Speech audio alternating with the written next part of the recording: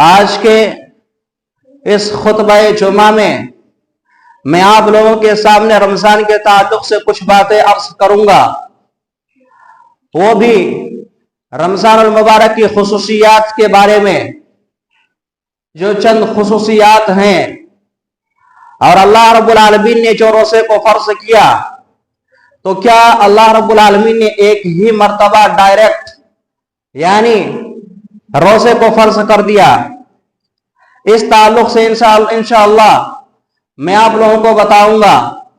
قبل اس کے کہ اللہ رب العالمین کی تعریف، کبریائی، بڑائی اس اللہ رب العالمین کی جائے جس نے ہم تمام مسلمانوں کو دوبارہ ایک مرتبہ پھر رمضان المبارک کا مہینہ نصیب عطا کیا، کیونکہ یہ وہ مہینہ ہے جس میں ایک بندہ جب اللہ رب العالمین کی طرف رجوع ہو کر کے اپنے گناہوں کا استغفار کرتا ہے، توبہ کرتا ہے، تو اللہ رب العالمین اسے معاف کر دیتا ہے۔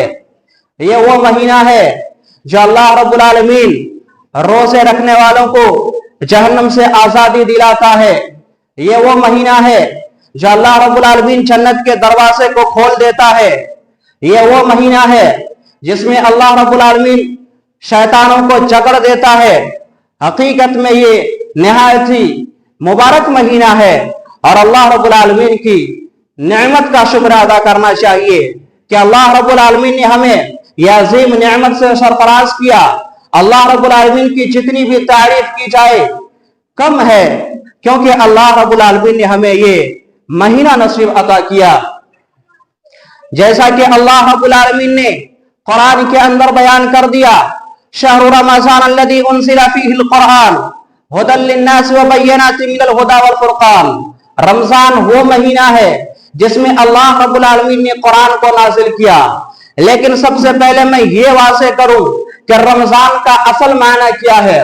رمضان، اس کا اصل جو لفظ ہے وہ رمضا ہے، یعنی رمضا کے معنی ہوتا ہے جلا دینا، یعنی زمین کی تپش سے پاؤں جس طریقے سے جل جاتا ہے، اسی طریقے سے یہ وہ مہینہ ہے جس میں گناہوں کو جلا دیتا ہے۔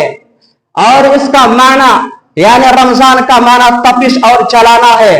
اسی طریقے سے روزہ، اس کا بھی لغوی معنی ہوتا ہے، اس کو عربی میں صوم کہا جاتا ہے، اس کے معنی ہوتا ہے رکنا، لیکن شریعت میں اسے کہتے ہیں صبح صادق سے لے کر کے غروب آفتاب تک، یعنی کھانے پینے اور نفسانی خواہشات سے رکنے اور اپنی بیوی سے جماع کرنے سے رکے رہنے کی حالت کو صوم کہا جاتا ہے، اسے روزہ کہا جاتا ہے۔